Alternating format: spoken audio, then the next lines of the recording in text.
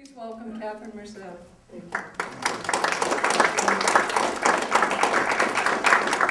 Thank you very much. What Elaine failed to mention is that Andrew, this young son, is her godson. And so Elaine and her husband Ben were very close with our family, and it's really an honor to be here.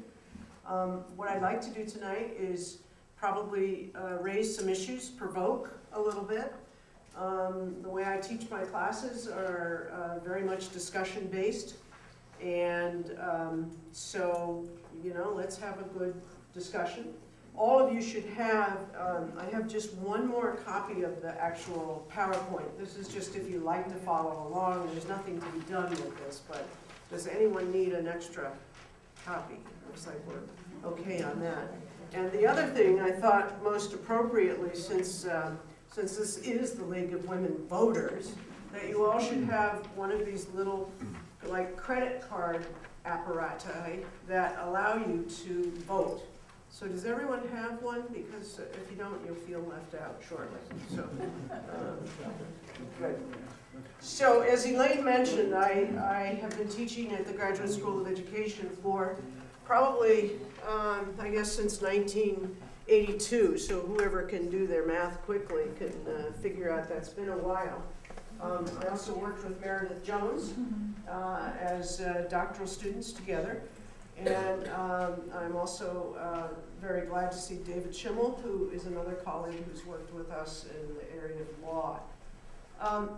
My passion is a passion about teaching. And therefore I have run teacher education programs, but I'm also a bit of an entrepreneur.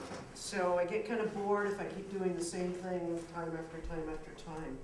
So I've started a variety of programs at Harvard, one including the school leadership program, which trains principals. I've also worked at what was called an inter-faculty initiative, where we tried to bring all the different parts of the university together on behalf of children. It was called the Harvard Children's Initiative.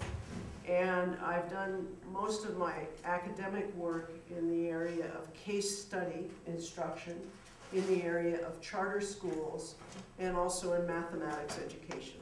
I was trained as a mathematician at Cornell as an undergraduate. I have a master's degree in mathematics, a Master of Arts in Teaching in mathematics, and a doctoral degree from Harvard. So through and through, this is my life. It's my lifeblood and my passion. So what I'd like to do tonight is kind of explore this whole idea of how are the nation's schools doing and how are schools in Amherst doing. And I was able to look a little bit at your data. I cannot profess to really understand the demographics or the realities, but I did look at some of the test scores for your schools here and have a little bit of a sense. And I want to throw out some ideas about, after we've voted and see where you are as a group, you know, what are we going to do? What are we going to do? You know, every time you pick up a newspaper, it sounds like doom and gloom. You know, our schools are failing, the Finns are beating us, the Chinese are getting ahead. What kinds of things should a community like this get involved in and get behind? So I'm hoping that tonight will at least provoke some conversations about that. So the very first question that I have for you, and this little bar on the top up here will always appear, which tells me that our polling is open. The question is, students are often given grades of A through F to denote the quality of their work. Suppose the public schools here in Amherst were graded in the same way. What grade would you give the public schools in your community? If you press 1, you're going to give them an A. If you press 2, you're going to give them a B. 3, 4, 5, fail, and 6s don't know. So if you hold your little clicker up and just kind of point it, it's capturing it actually here on my machine, but it's pretty sensitive. And just click, and unlike Chicago, you can't vote more than once. So don't worry, but it will record your first vote. You can't kind of erase and go back. So, and what I'm watching up here, if any of your eyesights are really good, I'm looking at the top and I've seen there 29 votes have been made, now 30. Going once, going twice. Okay, has everybody had a chance to vote? Before I show you what your votes are, my question for the audience is, what do you guess the graph is going to look like? They're going to be mostly A's? No? You'd say bell curve? Mostly B's? Okay, well, let's see what you think.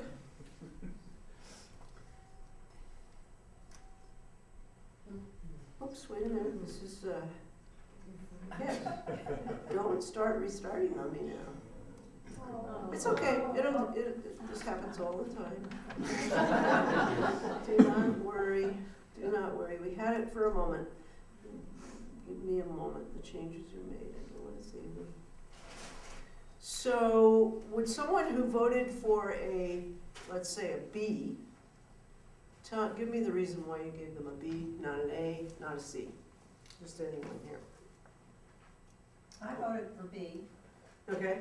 I think that the reputation, or I haven't been here, I've only been here for 10 years, but it used to be that it was A, but I think that the quality has gone down, and but we're not too far down. I think we're just kind of. What's caused the quality to go down? I don't know. Okay, fair enough. Fair enough. Another B vote. It looks like almost 53. This is you. This is your distribution. 53% of you gave it a B. 18, almost 20, almost a fifth of you aren't really sure, but you know it's not a D or an F. What? Somebody else that gave it a B. What's your thinking about this? We've had one that it was great once, and geez, now it's not just like it used to be. Watching my children's generation and grandchildren, I think it has always been A in getting a lot of kids to think and be interested in learning. Mm-hmm. I think as we've become a larger and more diverse community, we're not reaching as many people in this way. Okay. Okay. So diversity might be pulling us down. It makes it harder. Makes it harder. Okay. Okay. I thought perhaps yes, please. Also B. I gave it's sort of a waffle vote because I don't know that much about the schools. I get the impression that they're good. I don't know it well enough to say an A. It may very well be an A. Okay. Well, we're going to find out a little more information tonight, and I'm very pleased that you're here to learn. So, 50% of you are pretty happy about things. This is what the national picture looks like. When we ask, this is out of a national survey from Fidelis and Kaplan. When we ask, we say all of this, how would you rank them nationally? Most people are in the B's, C's, tailing off. Some say terrible and don't know. But in general, the school that's closest to you or the community that's closest to you, you tend to vote more positively. And we know this is also true about political representatives. You tend, I don't want to get into this with you, but you tend to rank your representative higher than you rank the Congress as a whole. Now that's not hard, is it? So, consider these schools. I looked these up on the website, and I want to try to keep them in our consciousness this evening as we go through.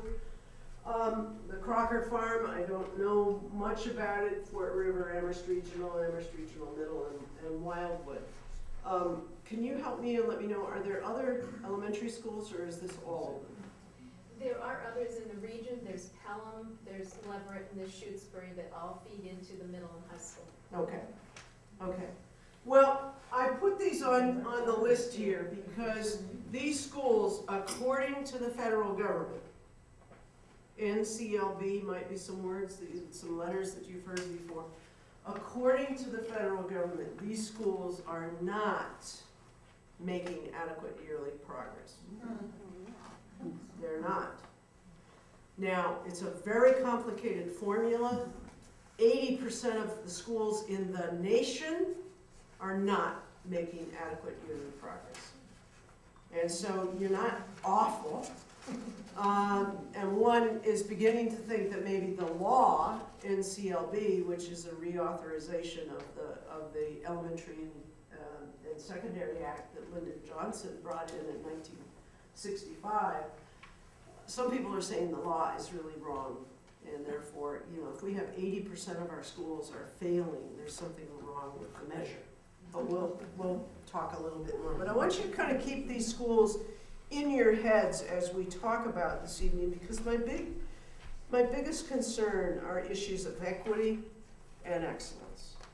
And this is what I teach with the Harvard College undergraduates. How can we get both excellence and equity? And that's a tall area. Well, I was wondering, are schools like the charter schools included in the? Yes, they are. Charter schools are public schools. They must take exactly the same tests that all public funded schools have to take. So yes, they're in this.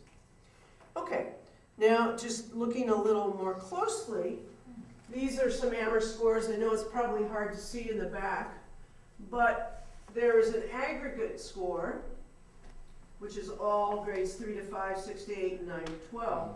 And then there are these subgroup scores. And this was one of the biggest contributions of the NCLB law, which was they realized that we could say aggregately Amherst is doing great.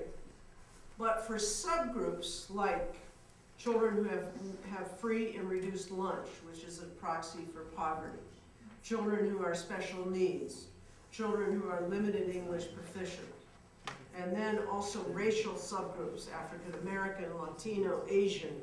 They realized that sometimes in a community like Amherst, you know, overall it looks great, but if we just zero in on an African American group or just zero in on children who are close to poverty, they're not doing so hot. And so with the law, and the reason so many schools don't make adequate yearly progress, is that in subgroups, like in the 9th grade, in 2010 and 2011, their special education low-income groups did not make the progress that they wanted to.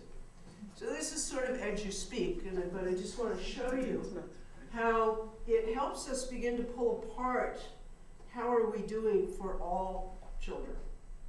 And it has caused across the country, you know, real concern as well as real progress in saying, you know, things may look great in the median score, but if we really put our microscope on children who are poor, children who are not proficient in English language, we're not doing so hot. Okay, so I wanted to just show you that. But let's get back to voting. So, how about the public schools in the nation? Not just Amherst, what you read, what you look on television. What kind of a grade would you give the public schools nationally? In this country, we have about 52 million students in our schools. We have a teaching force of 3.2 million. We have 16,000 school districts. We have 100,000 schools. I mean, this is an enormous enterprise, often driven by states. So the laws that demand what a school in North Carolina would do are completely different than the law 4 miles down the road in South Carolina. So, but thinking aggregately, what you read in New York Times, the Washington Post, Wall Street Journal, what's your grade here? And let me see, I think it's not letting me vote because I'm gonna have to stop, I'm sorry. I've got to go back and open up a different file. So be patient. This is a little interlude, that's a picture of California. Yeah, it does look like Cape Town.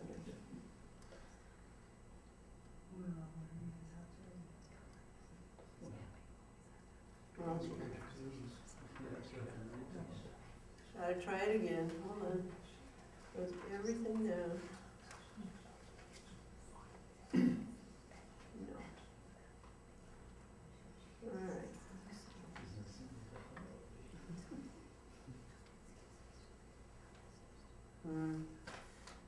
Well, we may not be able to vote.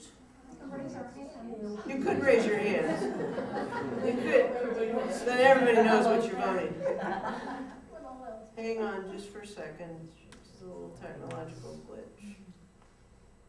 Frame points per yeah, okay, I want you to install. Mhm.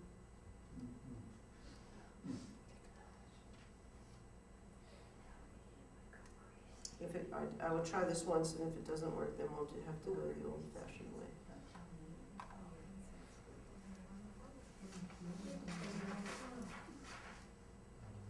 When it crashed that time, I think it, yeah. Too bad. Well, you have this to follow on, and,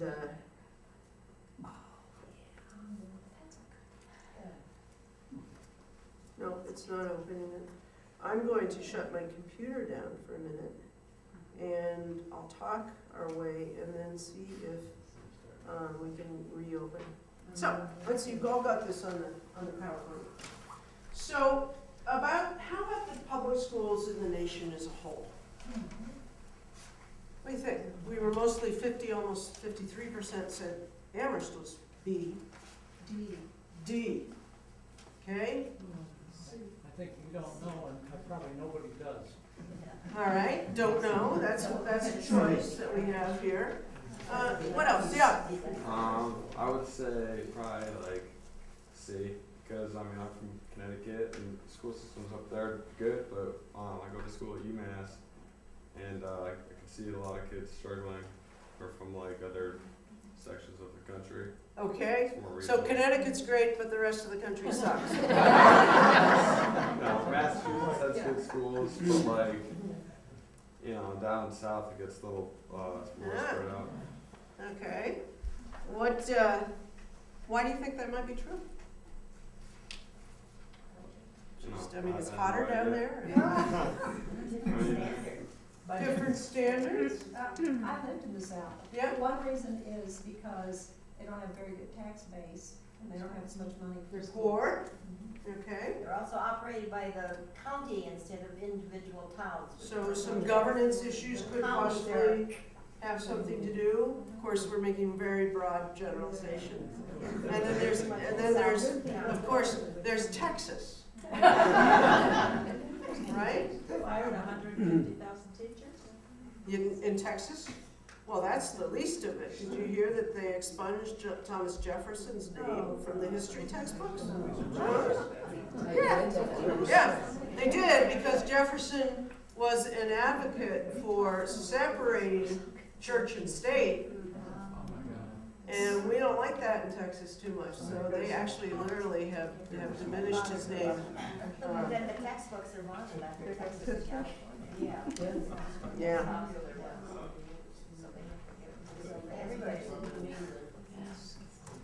Maybe you know this, I know that the media at some point started calling our schools failures, failing schools. Yes. But I think if you look at the numbers, that is not the case Uh-huh. overall. So I would say a B. A B overall. Yeah.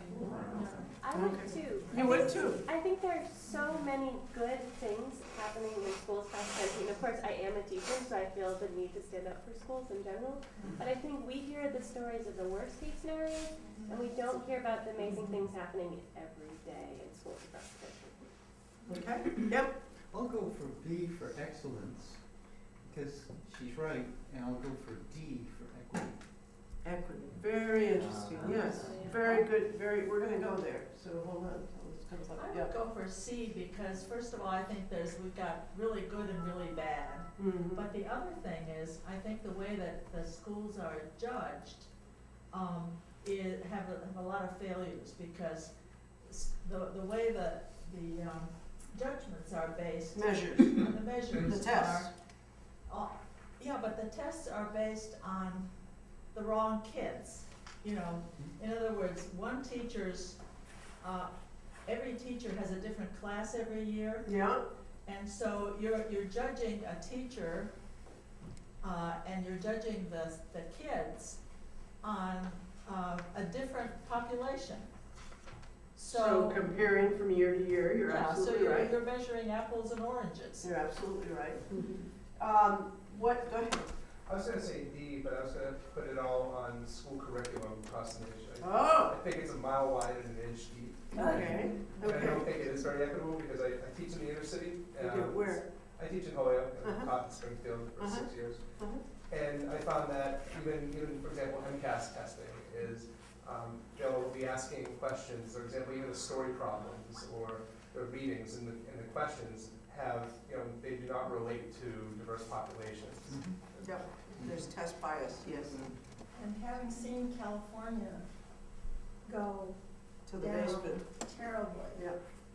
the inequity is really amplified by people pulling their kids out of public schools and sending them to private, and this is a devastating thing. Though in the overall, as I said, there are 52 million students in our schools today. Only about 10% are in private schools. 10%. 10%. Yeah. In private schools. In private schools. That doesn't count charter. What percent are in Charters are public schools. Yeah, but what percent are in charter schools? They do. Yeah, charter schools, there are about 5,400 charter schools in the country, and they represent about 3% of the total school population of those. So they're around, a little over 1 million kids. There are as many kids homeschooled as there are in charter schools. And do you hear anything about homeschooling? No. Not much. More. So we'll get into this. Okay, you had a question in the back. I'd ask you if you want us to rate it before No Child Left Behind or after, because I think that's quite a dividing line in terms of, I think, how we would rate the nation's schools. I would say C, only based on the fact that in addition to all the other factors I heard, in terms of perhaps why the United States is so far behind other industrialized countries in education, but specifically in math and sciences. And I happen to think that we are not throwing or providing the right resources to get us up above the sea level. We're giving unfunded mandates that drive MCAS and all kinds of national testing without providing any kind of sources to improve education for the children, be it books, be it our falling apart structures that we call schools, and so on. Very good point. Okay, we're back live again. I'm going to move on. That was sort of a segue. I'll let you talk in a minute, but I want to try to see if we can make this voting thing work. So we've been through this one. You've considered those. This is your vote. Would you vote again, please, for how you feel about public schools in the nation as a whole? Let's hope it doesn't crash. If it does, I'll give up. 29, 30, 32. Going once, going twice. 35, we got some new voters. They always want to wait and see how it goes. Yeah, exactly. Wait till the very end. Okay, so, it didn't do it. Sorry. We skipped a slide. I'm going to just go back. That's the national response. All right, well, this is the problem with technology. Anyway, this is what the national response is to nation as a whole. And remember B was high before, and then it kind of tailed off this way. Well, the whole thing just shifted over one. So if you were in the C range, you've got lots of people in the country that agree with you. Yeah. So here's another one. Let's see if we can get this to work. In your opinion, who should have the greatest influence on deciding what, my colleague here in the front who teaches and talked about curriculum, what is taught in the public schools? Do you think the federal government should tell us what to teach? We are a nation, right? The state government, the local school board, or you just really don't know? Let's see if we can get this thing to work. None of the above would be. Yeah, none of, yeah, I suppose I need a fifth, none of the above. You can either not vote or. Should we vote now? Pardon me? Yes, please.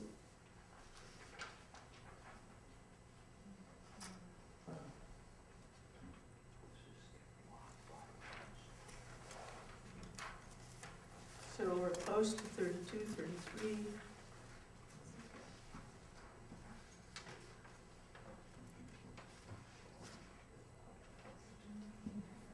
Nope, it's jumping ahead. Let's see. Nope. I am so terribly sorry. Previous.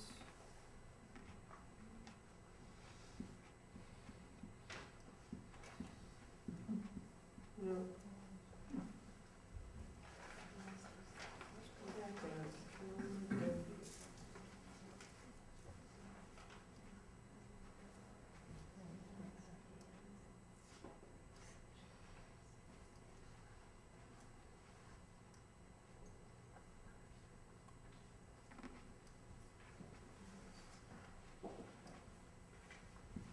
Polling is closed.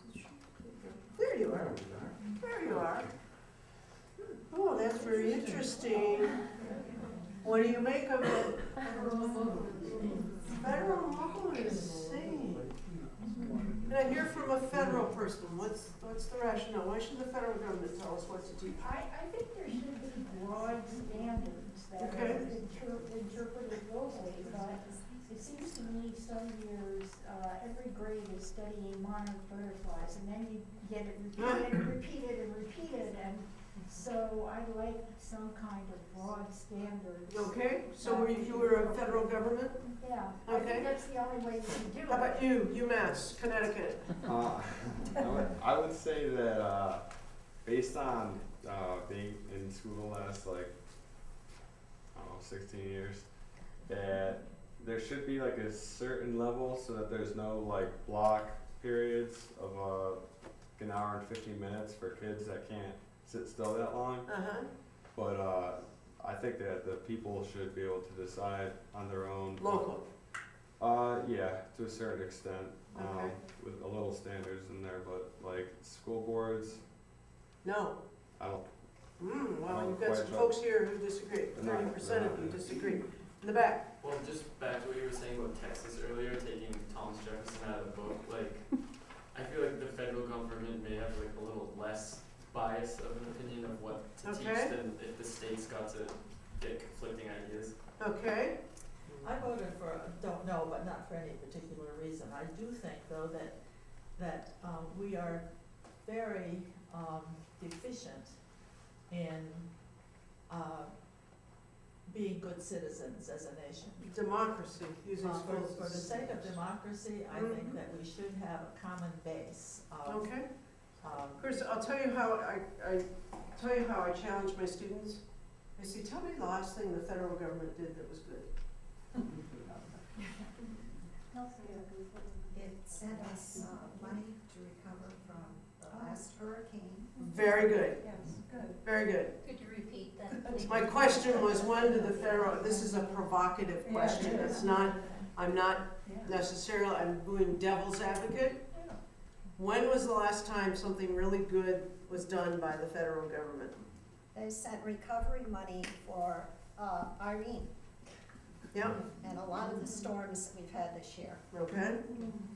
How about the U.S. Postal System?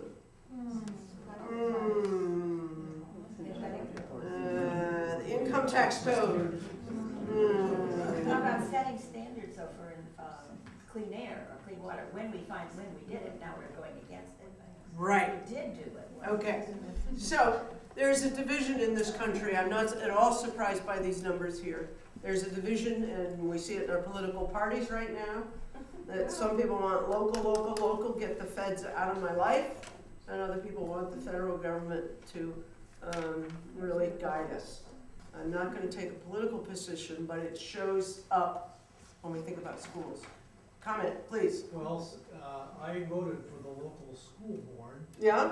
And that's Are you on the local school board? So let me give my rationale, and that is that I think that Americans really resent having localities told what to do by authorities above, like the state or federal government, and trying to meet that head on by mandating standards from the federal And government. unfunded mandates, as someone over here It's a said. fool's errand. I'm all for guidelines, I'm all for suasion, but if you haven't convinced a community that they should measure up the standards, no matter what you mandate, they're not gonna, their hearts are not gonna be in it. Okay, fair enough. All right, so this is, you did your response, and this is what the national folks said. Very unhappy about federal. Remember, you were 30 and 30, and these two were much smaller. So this is this first one is the federal, this is the state, that's the local, and that's the don't know. So you're a little different than the national. Okay, now here's another little, just a quickie kind of trivia fact. The federal poverty rate, you can't read this, but the federal poverty rate for a family of 4 in 2009 was approximately what? 22,000, 25,000, 35,000, 37,000. What do you think? Family of 4. 2 children, 2 adults. Yes. Should we vote? Pardon me? Should we vote? Yes, please vote. 1 is 22,000. And these are the levels upon which we decide whether to give free or reduced lunch. Free lunch is below the poverty line. Reduced lunch is you pay a little less, but you're still pretty close to the poverty line. All right, we've got 36 votes. It did it sideways, but it's most of you said 25,000. And in fact, it's $22,350. So, right here in Amherst, Pelham, you've got a group of kids. I don't know the percentage. Maybe you know the percentage. Either of you? 20%? 20% of your children. 36? All right, not insignificant. You got kids here, right here in our world, who are living below or at the poverty line, and that's the poverty line. Okay? Now this question is approximately what percentage of children in the United States live in poverty? All the United States, all California, Texas, Florida, North Dakota, everywhere. What's the guess? Let me just hear some. 25. It's 20. 20 to 25, 22. So, yeah, 25%. You're in the right ballpark.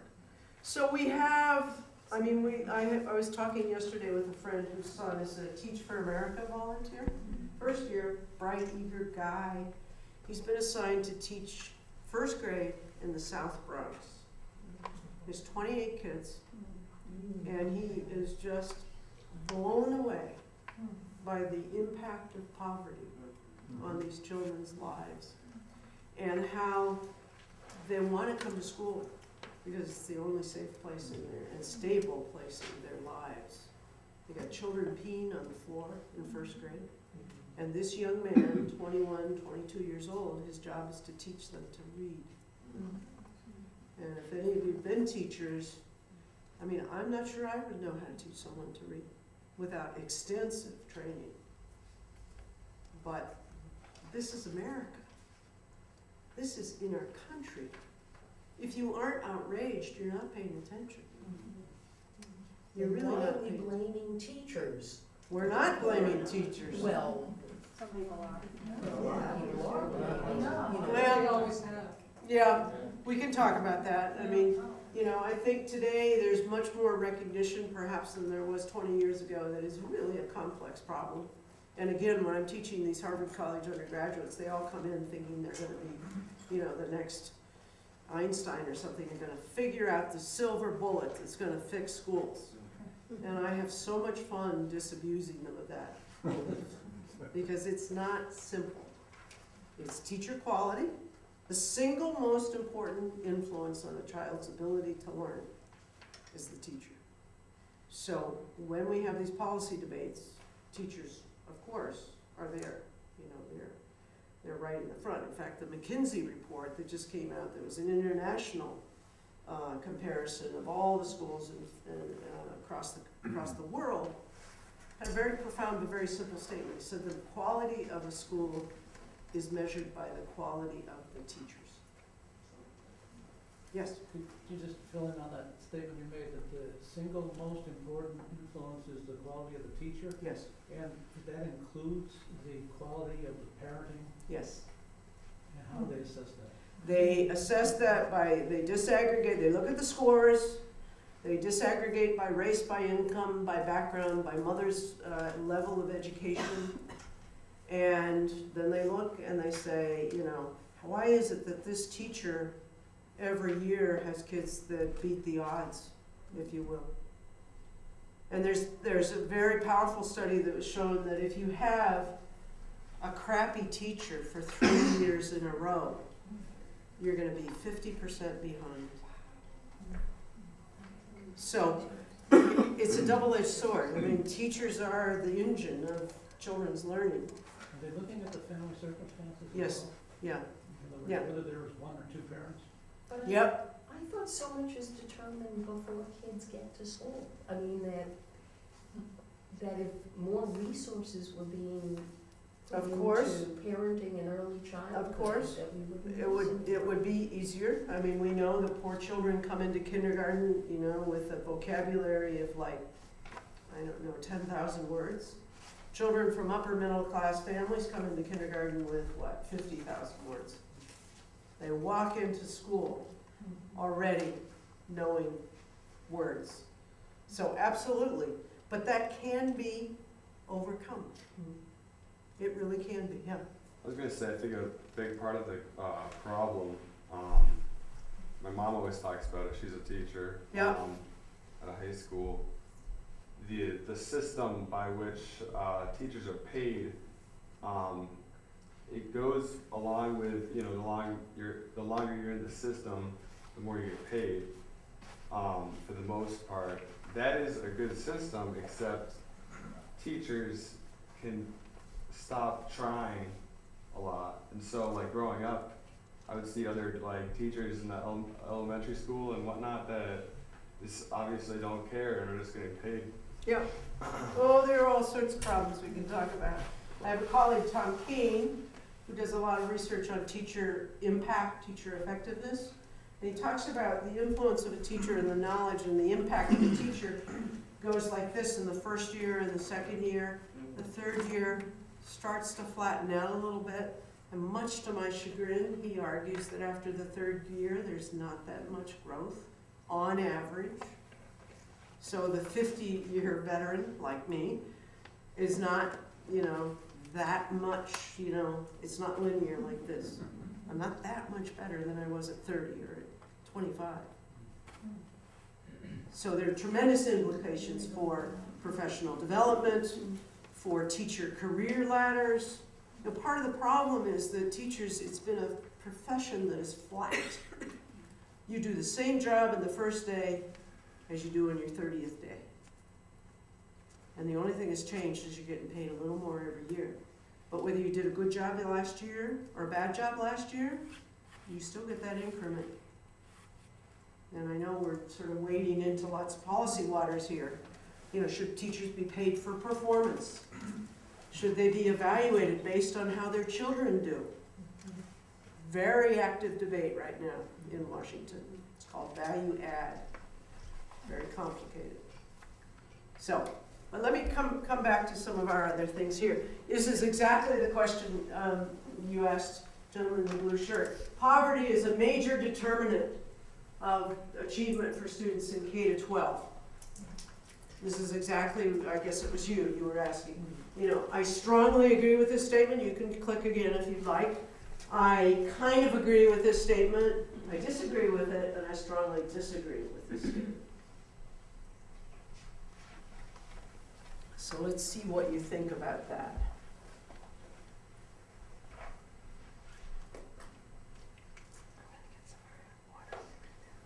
30 going once, going twice. We somehow got up to 35 before, but I think somebody voted differently. Strongly agree with this statement.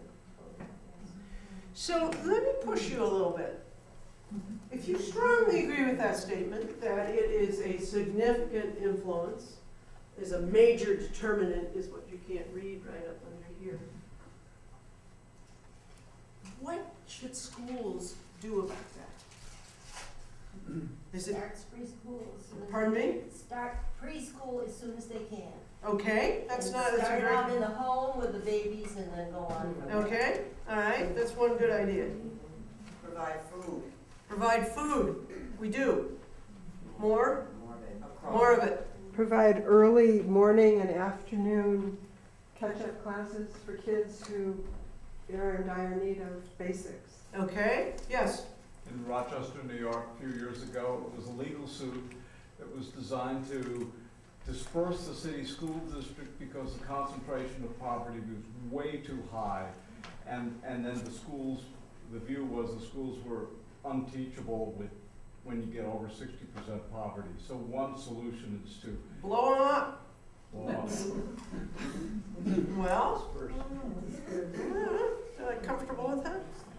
I'd say treat poor kids like they're gifted and have the expectations for them and provide them the same things the upper middle class parents provide for them at home. So that would be, you know, for example, in Amherst, at least when my oldest son was going through, there was a special jazz ensemble, and who got to be in the jazz ensemble? You know, they have an audition, so the kid who gets in, the kids who get in the jazz ensemble are those kids whose parents sent them to music camp, trained buy them, instruments, you know, more than the exposure programs, but they, you know, had them going maybe for lessons 3 or more times a week.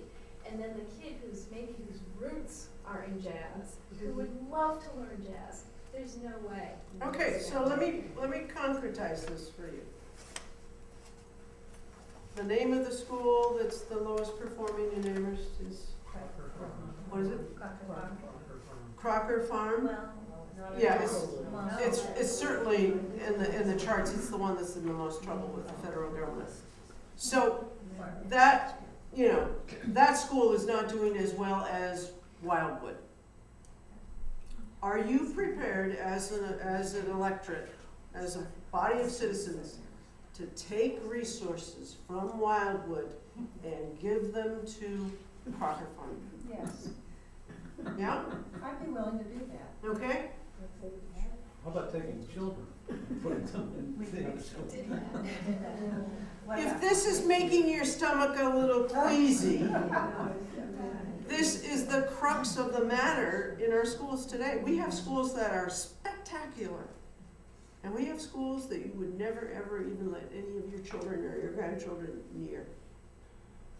And this is the equity, excellence, tension. And it's in disparity in communities and the property tax. Yeah, all of that. So, but I heard a lot of really nice ideas about programs, about morning, afternoon, evening, about wraparound services, about more early childhood. That all costs money. So are you ready to close the achievement gap by kind of limiting what the upper group gets and giving more resources to the lower? In our case, it's not a matter of resources because they're all funded by the same tax base. Yeah, well. But it means. So my question is, they're performing less well. Should we give them more money? It means that you basically have to allocate some of these extra. So maybe Amherst High School doesn't have a band. No. All right. Are you saying there's a direct relationship between the unit cost and the unit expense and performance? I'm just pressing the point. How about a thought and a question? Yes. Since there seems to be some relationship between poverty and de facto segregation, especially in urban areas across the country, maybe a redistribution of resources should take place through encouraging magnet-type schools across the board, throughout the whole nation, so that what's redistributed is By the kids. the kids. Yeah, an opportunity. Yeah, and that's a very powerful idea. It's also probably much to the chagrin of many people in the room, part of the theory of charter schools. I just want to take a minute to say that in Amherst, there was a redistribution of the population in the elementary schools. Last year, right? Last year, and this year actually Crocker Farm's performance was the highest of the 3 elementary schools. I just don't want people leaving here with. And I really, I'm only provoking, and I'm not into the details. No, I appreciate that. I appreciate that. I'm gonna go along because I want to get into some more areas here. So there's this achievement gap. Whether we look at black and white, Latino and white, poor, rich, special ed, we've got kids that are not, we've got them performing at different levels. The white kids do pretty well, okay? The rich kids do pretty well. The black, the Latino, the poor kids don't. So given that we have that achievement gap, we've probably heard about that, how would you close the achievement gap? Would you reduce the resources to the high achieving students, as I've somewhat pushed you on just now, and give those resources to those who struggle? Would you give the same resources to the high achieving students and give more to those who struggle? So give them the same, but somehow we're going to find more money. Lord knows how. Give both groups the same resources, none. You'll never close the achievement gap. Do you think we can close the achievement gap in this country? This is America, folks. No. All right. Don't think so? We can do better. We can do better, but will we close it? No. I don't think so. Why not? Help me understand why not. And this is just friend to friend. I mean, this is my life, this is my career. What's going to get in the way? So much disagreement? Yeah. Absolutely. What the purpose of schooling is. Why do we have schools? There's total disagreement in this country about why we have schools. If I went that road with you tonight, we would have a fascinating conversation about whether they're for academic attainment, whether they're for individual personal growth and make me feel like a human being and that I'm valued and loved, whether they're for social change, to change the order of things, whether they're for socialization. This country in 1900, we brought all these immigrants into New York. We changed their names. We made them speak English. That's socialization. Is it for democracy? Heck of it. And the reality is, and I find a lot with my students, I make them write a paper on what do they think the purpose of schooling should be. And they find it one of their more profound assignments.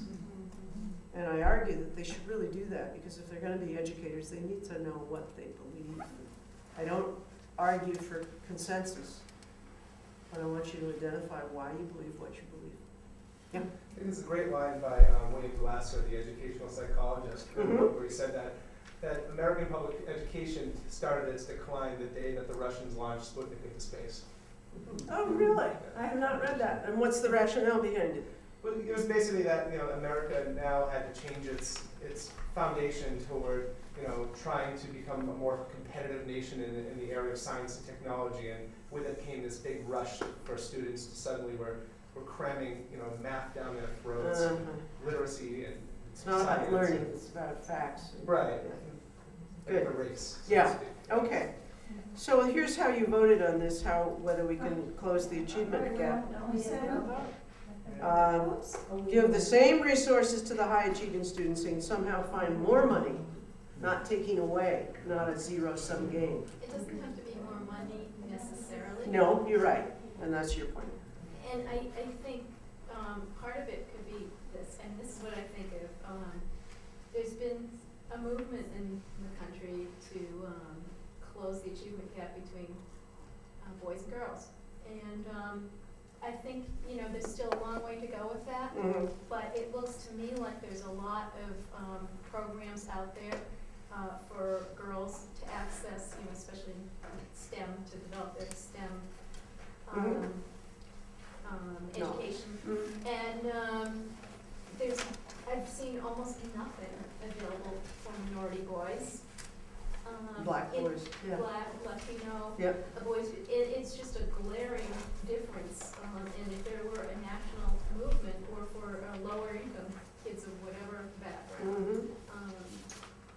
And then there's also partnerships between colleges and schools, and some things are happening in the Amherst schools that way. There's a program after school called the VELA program, where Amherst college kids and some UMass kids are coming in and working with students after school. And, you know, A couple of interesting things. I mean, as a math person, I know some of these statistics that girls in mathematics rate mathematics as their most favorite subject until about 5th grade. And then it shifts. And it goes down, and then they're nowhere. They don't want anything to do with it. But there's a lot of research about, how the classes are taught and whether it's a competitive or cooperative kind of agreement. But, and I actually could share with you, I've written a paper called How Old is the Shepherd? And it's about math education. And I think where we've gone wrong, and you can say this was Sputnik, but it actually happened way before that, which is we've just taught mathematics, and I'm only talking about mathematics now, as procedures and no understanding. And the title of that article comes from a piece of research that was done with 4th graders, and here's the problem they asked them to solve. There are 125 sheep and 5 dogs in a shepherd's flock, okay? How old is the shepherd? That was the problem.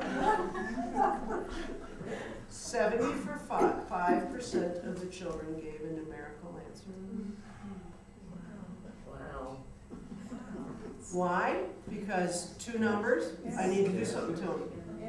And they listened in, they listened in while the kids talked, and the kids said, 125 plus 5, 130. Nobody lives that long. 125 minus 5, 120. No, not that one. 125 divided by 525. That's it. But we've done this to ourselves, folks. We have done this to ourselves, and I must say, the testing, the MCAS, is no friend. No friend. It's short answer. It's driving toward this kind of skill and lack of understanding. So this gives me an opportunity, and I know my time is running away. This gives me an opportunity to tell my most favorite math joke. So there was this mathematician who was over in Austria. He's little short pants, big bushy beard. He was at a symposium. He was out walking in this countryside, and he looked out and he saw a shepherd and sheep. And he walked up to the shepherd and he said, if I can tell you how many sheep there are in the flock, can I have one? The shepherd looks at this guy and says, who is this guy? He's crazy, it's nuts. So the shepherd says, sure. So the mathematician walks out and he looks, and they're down in the valleys and behind bushes and everything. A little while later, the mathematician comes back, and he's got this animal over his shoulder. He's trying to hold it, and the animal's trying to get away. And the shepherd said, if I can guess your profession, could I have my animal back? And the mathematician thinks, there's no way. He doesn't read the newspaper. He wouldn't know that we had mathematicians. He says, sure. And the shepherd says, I think you're a mathematician. The mathematician says, how do you know? He says, you give me my dog back and I'll tell you.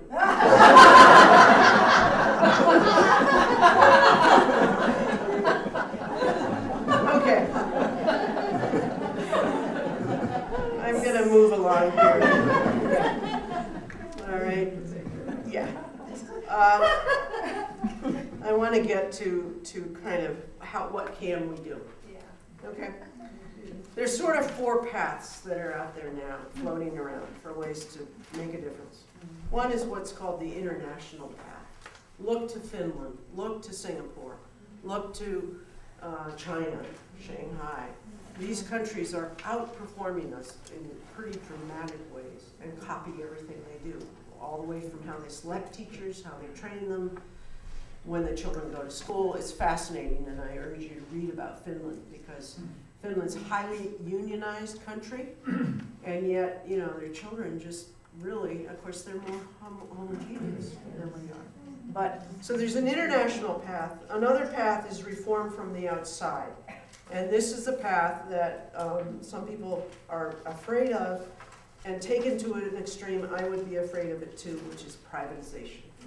Let's just blow the thing up, let's give everybody a voucher, and off you go to wherever you want to go. Because Americans love choice. And that's a very appealing idea when we're thinking about this. The system is failing, let's give everybody choice. And let the market determine where people choose to go. My evidence for why people love choice is, think about going down the supermarket, right? You go down the cereal aisle. Have you ever seen so many different kinds of cereal? Somebody buys that stuff, or it wouldn't be on the cereal aisle. We love choice. When you have visitors come from overseas, you take them to the supermarket, they are just blown away with how many different brands of soap you can have. So one approach is international, another is reform from the outside, and that would include some charter schools entering into the system to try to change the way we're doing business. A third approach is marrying school reform and social reform. This is back to, we've got to solve the poverty problem in order to solve the schooling problem. And another approach is a technological innovation, and then none of the above. So let me speak quickly, because I know that you're interested. This is how we do on the PISA, which is an international comparison, and there we are, the first red bar, right there next to Italy and Spain. And the OECD, the Organization of Economic Cooperation and Development, is the next red bar. And down here at the bottom is Finland, Korea, Netherlands, and so forth. But let me talk about charters, because I know it's a contentious topic and one that many of you are interested in. Charter schools are public schools. They are public schools by law. They are public schools because they may not discriminate in terms of who comes in their doors. They may not charge tuition. They can't say, you gotta pay us in order to come. And they may not teach religion. And those are the same three criteria of which we apply to traditional public schools. The purposes of charter schools, and you don't have to like this, but there's essentially three purposes. One is that we've got this monopoly that we've had for 250 years. And people feel that the market, capitalist market, if we introduce some competition, it might drive some members of our market to get better, and the bad ones would go away. And so the example here is the United States Postal Service versus FedEx. When FedEx got into the business of moving packages, the United States Postal Service all of a sudden introduced priority mail, right? It got a little better, okay? Another reason that you can have a charter school is that a lot of folks in the country, as I just referred to, really want to choose. They don't want to be told that because I live at this zip code, on this street, I have to go to that school. And this is a libertarian sort of view that, you know, I really know my child best, and I therefore should be able to place her wherever I want. And then the third reason is, and this is the reason that attracted me to the movement initially, is that they were meant to be what we call skunk works, which is a place where you try out new things. Everybody agrees it's an experiment. If we figure out how to do something better, then the idea was that you would transfer those good practices to all schools. But unfortunately, in the reality, the traditional schools and the charter schools often are at each other's throats. And that's too bad, because there are some, not everyone, there are some very good charter schools. Extraordinary schools, schools you would send your kids to. And there are some terrible charter schools. And my big disappointment with the movement is they were given this blank canvas upon which to draw a school, and they kind of created the same schools we've already got. Not entirely. I mean, I read about, there's one being proposed here that's the Prairie. Oh, Prairie. Yeah, you know, they're trying to be a little different. But in general, on balance, they kind of look an awful lot like the schools we've got, and I think they missed an opportunity. So, let me move along, and I will take questions about this. In terms of marrying social services with schools, a good example is the Harlem Children's Zone in New York City. They have full-service schools. They put the medical, the dental, the mental health, the adult literacy, all in the same school. Jeffrey Canada is the person behind this. He took a 100-block area in New York City, but it is incredibly expensive. But here's a good example. He has a couple of charter schools in this red area here, but he also provides the services to the traditional schools. So it's going a little bit more in both directions. Technology. We haven't talked at all about technology. Can you stand like 5 more minutes on technology? This is where I am going to need the lights to go out, and I'm going to show you a clip about what's happening. And this clip is about 4 years old, so already it's outdated. But it may have some pretty shocking ideas for you, and I want you to have a look at it. And then we'll finish. Oh, can't find the internet server. Oh, no. What happened? Did they turn down the... Did they turn it off? They don't know. Do they turn it off? It's not too late, is it? Let me find it. Town of Amherst Public. There's your tax dollars.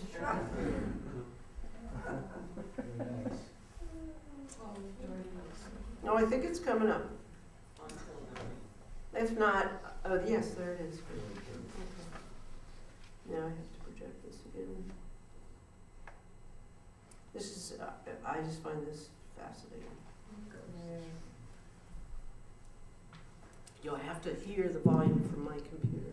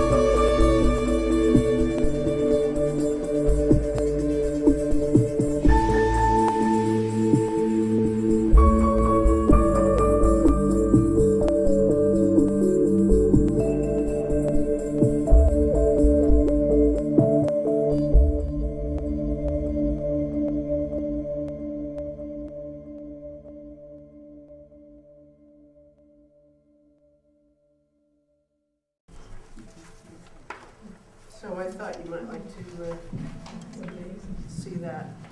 So I'm going to stop. I want to respect your time, but I'm also willing to entertain a question or two.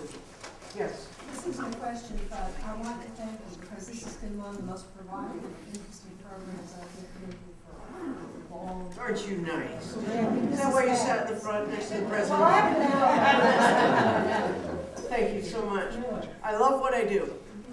And I am just passionate and desperate about our condition in our country. Can I put you on the spot? Yeah. Can you give us your elevator speech about what you think we should do? That is putting me on the spot. I think. Well, let me invoke a guy that does a lot of work at Harvard named Ronald Heifetz. And Heifetz talks about technical problems and adaptive challenges. The technical problems are things that are really hard, but we kind of know how to do it. And he argues that people have been trying to solve education with technical-like solutions, silver bullets, interventions. If we just read this book, if we just adopted that curriculum, it would get great. And his point, his argument is that because education is so complex and so intertwined with all of the things that all you wonderful people have talked about, it's really an adaptive challenge. And we need to think about it in a completely different systems kind of a way. And I guess, you know, really putting me on the spot, I am a huge believer in what a gifted teacher can do with a group of children, whether they're poor, whether they're rich, whatever. And I do believe that the teacher is the single most important factor in this whole great big equation. So you give me gazillions of billions of dollars, I'm going to work to make that teacher the most effective person that I can. And it doesn't matter whether you choose Singapore math or CMP or have the MCAS test or the PISA or whatever. It's about this relationship that's developed. And I know probably for all of you, I could ask you at this moment, at this late hour, to remember an important teacher in your life. And I'll bet you all have that image in your head. I didn't say good, I didn't say bad, I said important. And instantly, and some of you know, I mean, for me it could go back 40, 50, 60 years, but that image comes back. And we should never underestimate the power of a caring, thoughtful, intelligent, well-trained adult in the presence of a child. And somebody who themselves is so excited about learning, Yeah. you know, that it's infectious. Yeah, yeah. I spoke to my undergraduates because I'm trying to get many of them to consider teaching, because we need to, you know, increase the level of the quality of the people coming in. And I found myself the night before I talked to them, I said, I need to talk about why do I teach? And I hadn't really thought about that before, and I thought the reason that I teach is that I love to learn. And every time I teach, I've learned tonight some things. Every time I interact, if I'm open to it, I learn. And that just floats my boat. So, thank you all so very much for your